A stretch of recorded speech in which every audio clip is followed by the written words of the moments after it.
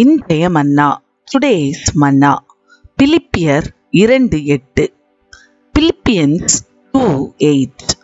அவர் மனுஷ ரூபமாய் காணப்பட்டு மரண பரியந்தம், அதாவது சிலுவையின் மரண பரியந்தமும் கீழ்ப்படிந்தவராகி தம்மை தாமே தாழ்த்தினார். And being found in appearance as a man, he humbled himself and became obedient to death, even death on a cross.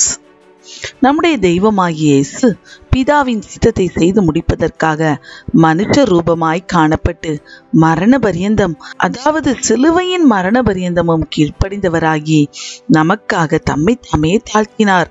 அவர் தன்னை தாழ்த்தி ஒப்பு கொடுத்தபடியினாலே தேவன் எல்லாவற்றுக்கும் மேலாக அவரை உயர்த்தி இயேசுவின் நாமத்தில் வானோர் பூதலத்தோர் பூமியின் கீழானோருடைய முழங்கால் யாவும் முடங்கும்படிக்கும் பிதாவாகிய தேவனுக்கு மகிமையாக இயேசு கிறிஸ்து கர்த்தர் என்று நாவுகள் யாவும் அறிக்கை பண்ணும்படிக்கும் எல்லா நாமத்துக்கும் மேலான நாமத்தை அவருக்கு தந்தருளினார்.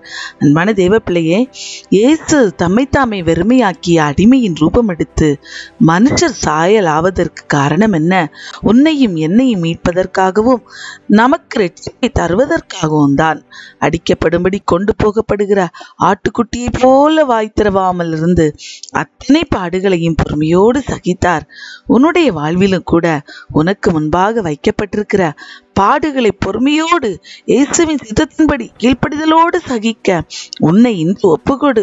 பாடுகள் சகித்தால் பரமனின் ராஜ்யம் கூட சென்றிடலாம் என்பதை மறவாதே. அவர் உன்னை நிச்சயமாய் ஆசீர்வதிப்பார்.